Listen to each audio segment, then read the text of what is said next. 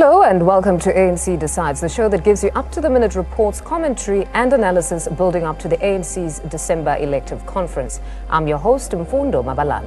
Let's take a quick look at your headlines. No ANC member is bigger than the organization itself. This is Mpumalanga chairperson David Mabuza's message to provincial delegates in the spirit of unity. The ANC must emerge united after the National Elective Conference. Secretary Gwede Mantashe and Supra Mahumapelo call for debate without animosity. And ANC Treasurer General Zweli Mkhize says the succession race should not be a do-or-die situation. Mkhize calls on the ANC to find alternatives to court action.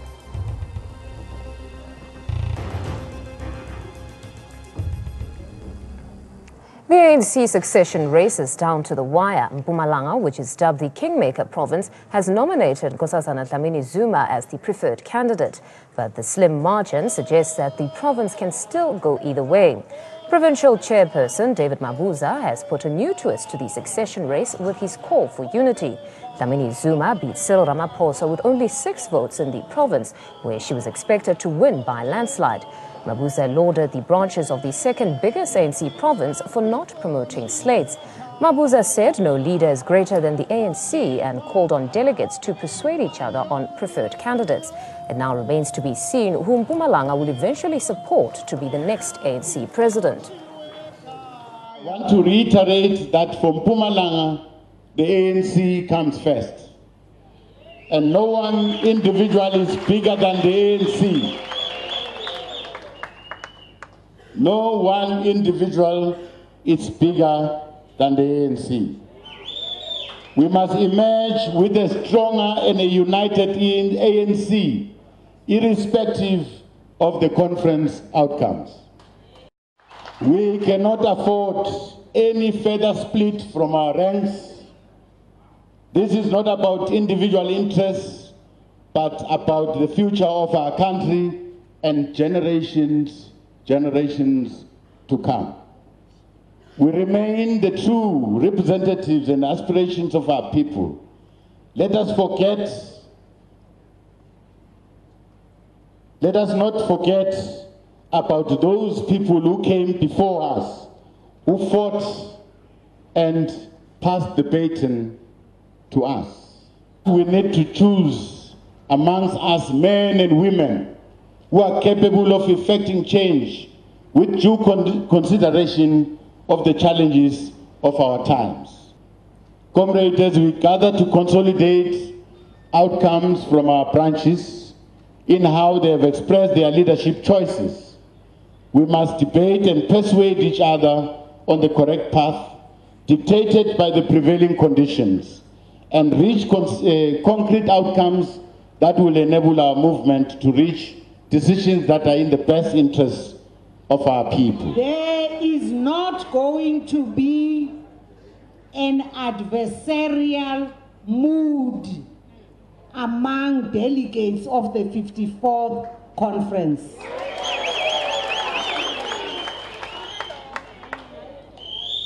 That is going to be a disciplined conference of delegates from the branches of the African National Congress from all over the country to focus on the business of conference as determined is going to be before the 54th conference.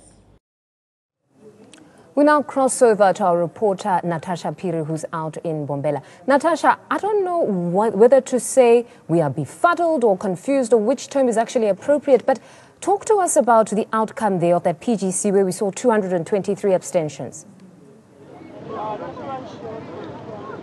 Definitely, Mfundo, lots of people confused here. The PGC in Mbombela has left a lot of people confused, might I say. One would say Nkosazana had actually won the nominations from most branches in this region, but it seems as if unity was the order of the day, and unity is the one that actually won today. And just speaking to the chairperson of the ANC in the region, David Mabuza, after those proceedings that you saw, he said that unity consensus is a leadership that will avoid splits. So he wasn't surprised at all. He said that this province had actually taken the stance of unity in Mfundo. As you know, that those 223 branches abstained, from nominating their preferred presidential candidates. It was actually interesting to see, on that nomination list was the name Unity being written. So lots of talks around unity. Also made, just points and hints before these nominations were announced that there is nobody who's bigger than the ANC.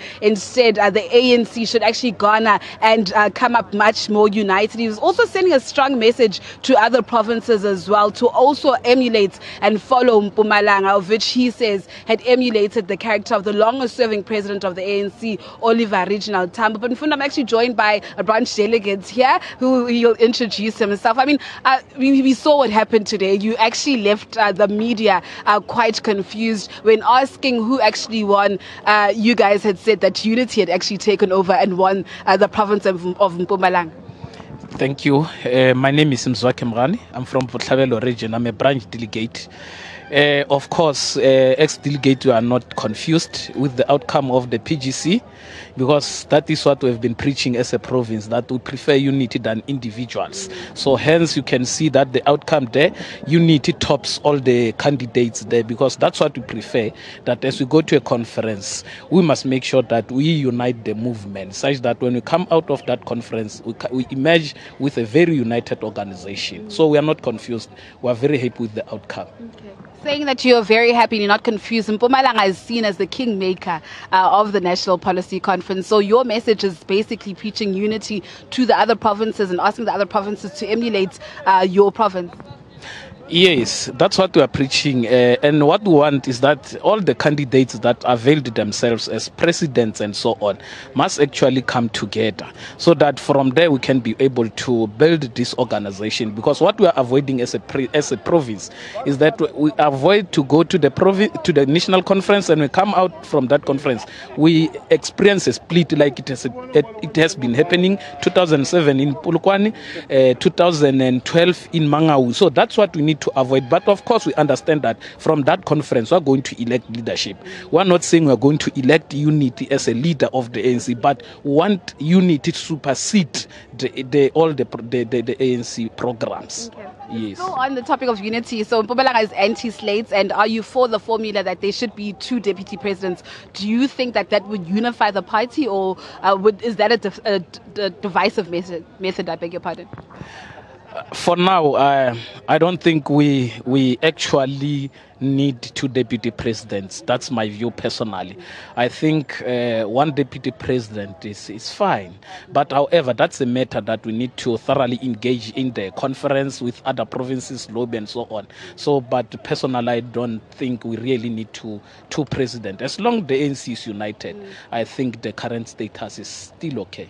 Thank you so much, and thank you so much for your time. Mfundo, very interesting turnout of events here. I've never seen this before in any PGC, where it is said that unity has actually prevailed and unity is the one that won. As you heard the gentleman, that Mpumalanga is going to the national conference as a united province, hoping that, the other provinces would emerge or rather emulate, the province's character. Also saying that unity is not a certain presidential candidate, but would want the province rather would want, those leaders to actually be united for the sake of the party. Mfundo.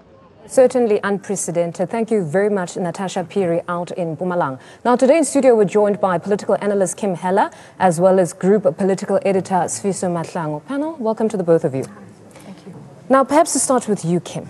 I'm still a bit confused here. And unfortunately, yes, NDZ has been endorsed, but the abstention has essentially overshadowed that endorsement. Was this perhaps that master strategy that he was hatching? That you've got 223 delegates that will go into the conference and somehow would perhaps ensure that he's part of the top 6? We've got 223 that stand nowhere, and they're going to vote at the elective conference.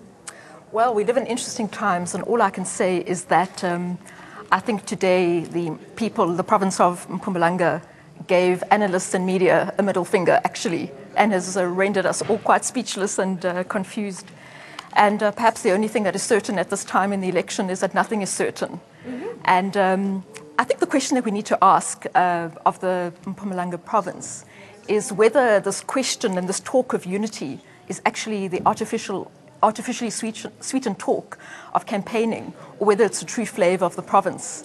And I think your comment about the voice that didn't speak is perhaps the most important. I think we listen a lot to what is said without giving enough attention to what is not said. Yes. And I think we are no closer to understanding the result of this election today. I think the results beg more questions than give us answers. Sfiso, do you perhaps have answers for us? What do you make of the PGC's outcomes? Well, if anybody knows Mr. David Mabuza, they know that he is a political strategist. And maybe to answer the questions available today is why he kept quiet, unendorsing NDZ or CR17 for so long.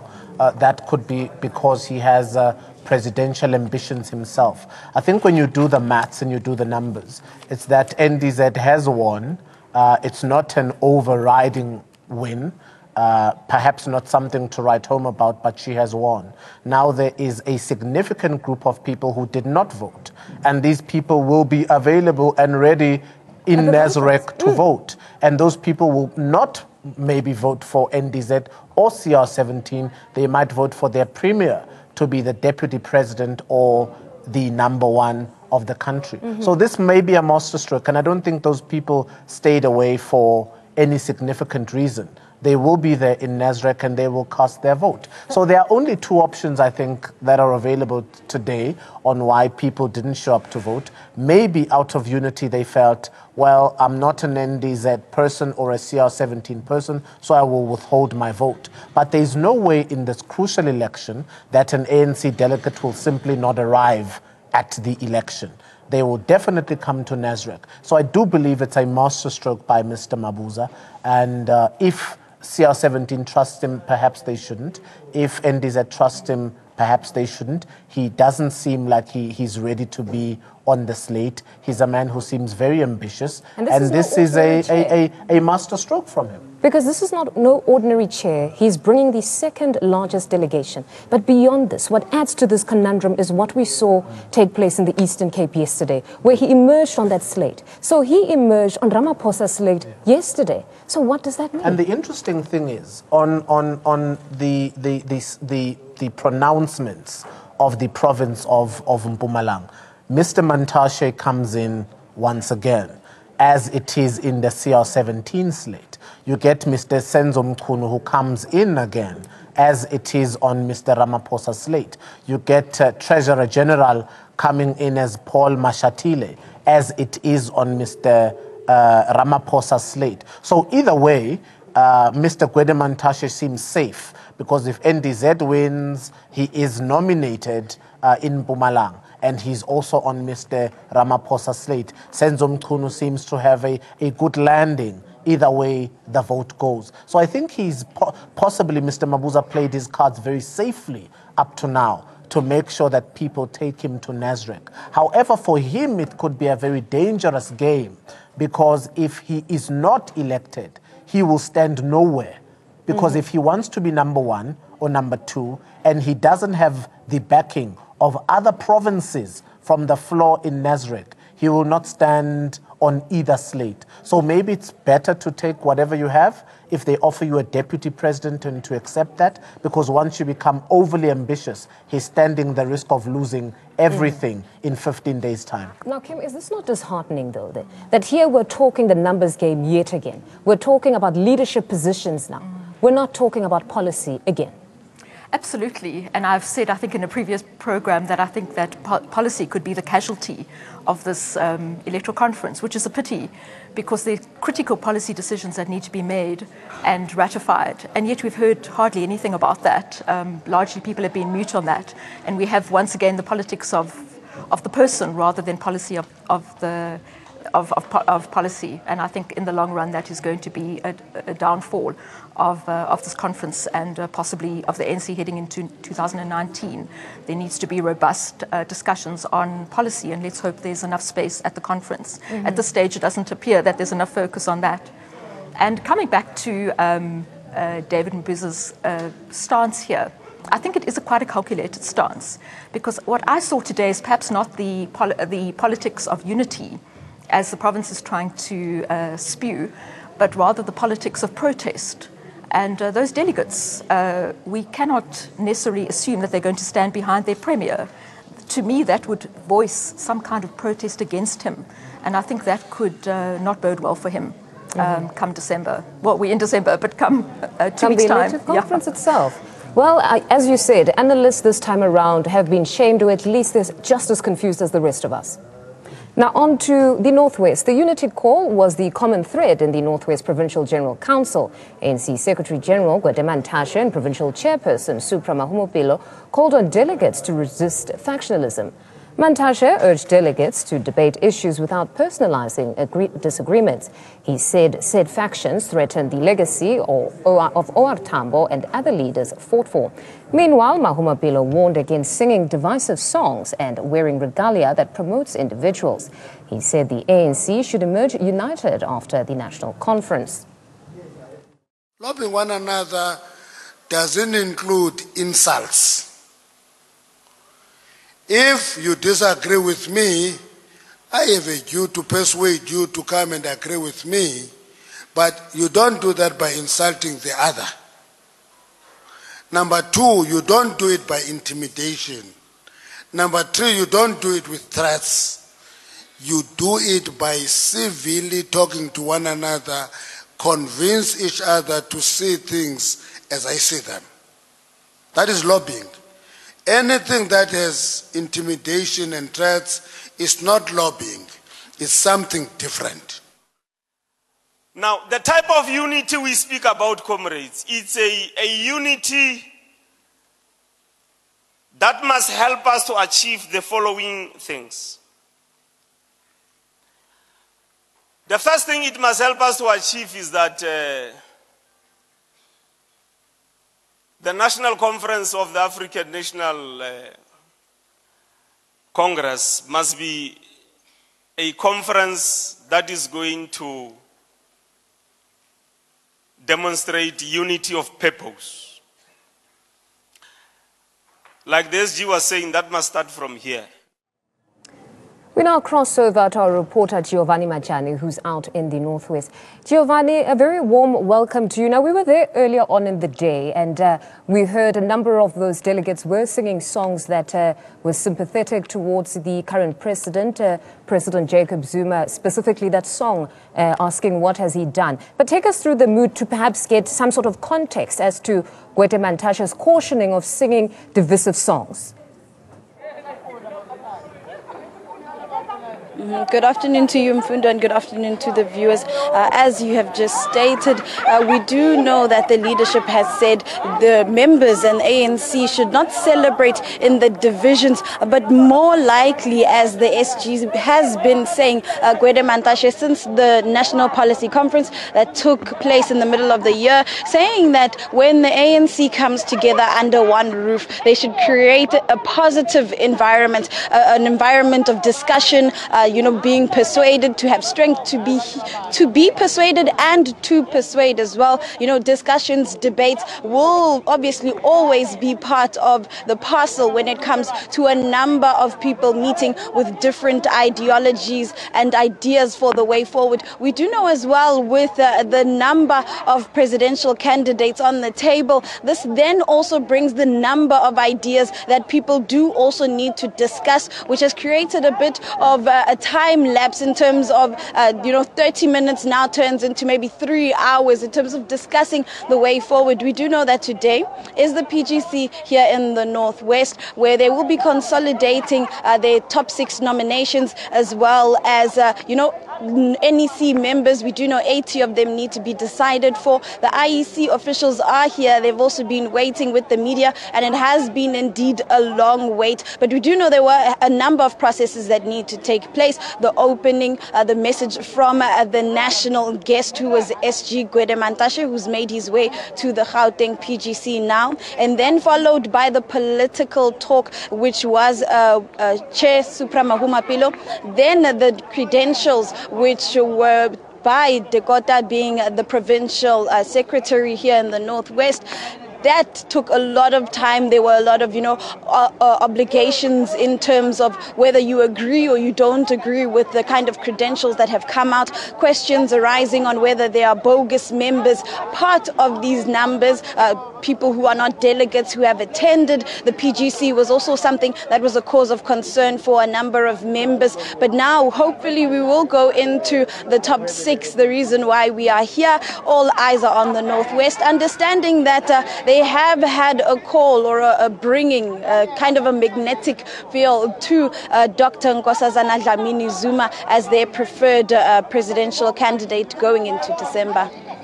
No, thank you very much to our reporter Giovanni Majani, who's out in the Northwest. Sfiso, you and I were there a bit earlier on, and you heard the songs. It was either pro the current president or pro Dr. Nkosazana Dlamini Zuma. So it was quite interesting for me to see how they would go on to receive the Secretary General who appears on Cyril Ramaphosa's slate. What was your experience? It was very interesting, as you and I were talking earlier this morning, to say they are singing songs that ask the Secretary General what the president has done. And the Secretary General was seated among us after he had a conversation with you and I earlier today and asking him, what has the president done? Explain to us. So I think it was antagonizing for him to be there because this seemed like a pro-NDZ group.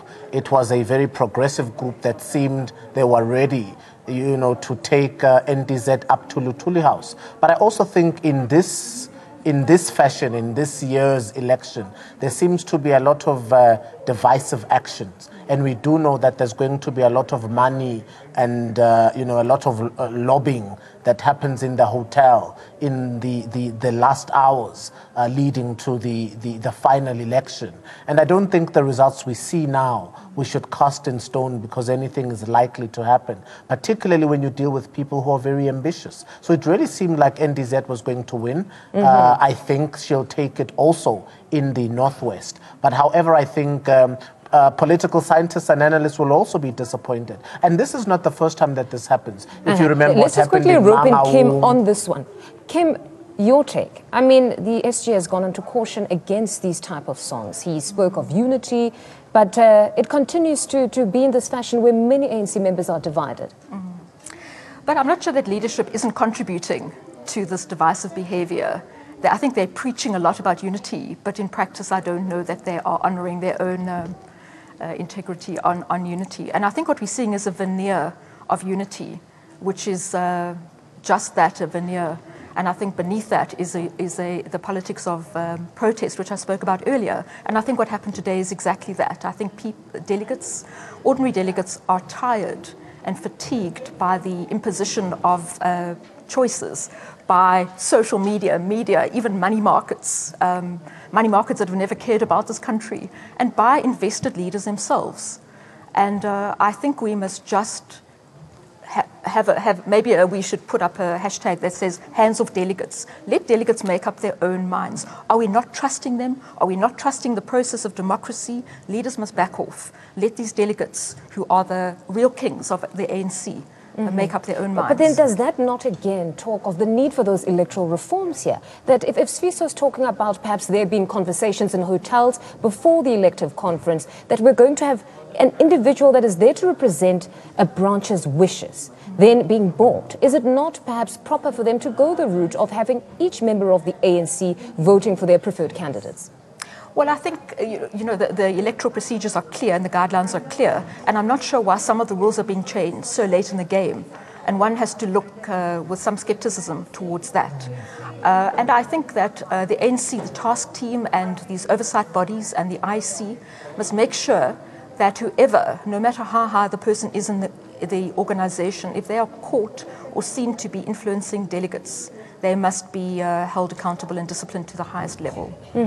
Siso, would you say that the chairperson, David Mabuza, has stuck to that unity call that he called for? Because those 223, like Kim said, we shouldn't really be focused on what people have said, but what they haven't. Well, I'm starting to overlook what people call for when they speak in the public podiums. Mr. Gwede Mantashe, who spoke so fluently today about unity and non-factionism in the party, is on a slate to be the chairperson should Mr. Ramaphosa win. And so that's why many people are asking if Mr. Mantashe is speaking as the current SG or is he speaking as the future chairman. But aren't they so, all?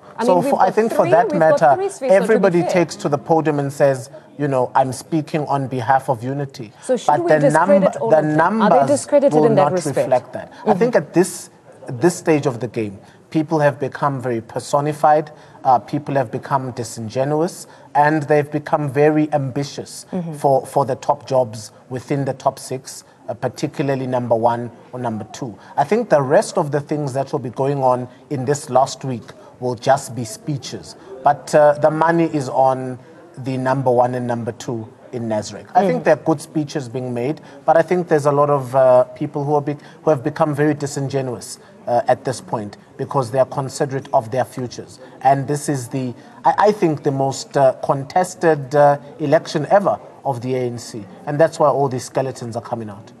No, it certainly is a confusing one. I'm trying to do the maths in my head and say, do I know today who's going to take it? I don't know if you do, Kim. Quickly, do you know? No, yes or no? I think it's too close to call. And Sviso, yes or no? Do you know who's taking it? I think it will be up to the leagues. I'm not putting my money on anybody. All right, and then let's go to this week's poll question. Now, the question that we were asking this week was on state capture. We asked if this week, the ANC branch members are state-owned enterprises captured by private interests. Here are those results. Now, in Mpumalanga, 65% said yes, while 35% said no. And then on to Limpopo, it was 68% for the yeses and 32% for the noes. In the Eastern Cape, it was 77% saying yes, while 23% said no. In KwaZulu-Natal, it was 75% for the yeses and 25% for the noes. In the Free State, it was 66% saying yes, while 34% said no. In the Northwest, it was 90% saying yes and 10% saying no. In the Northern Province, it was, in the Northern Cape, it was 80% saying yes and 20% saying no. And then in Gauteng, it was 86% saying yes, while 14% said no. Now the total there, 72% saying yes, while 28% said no.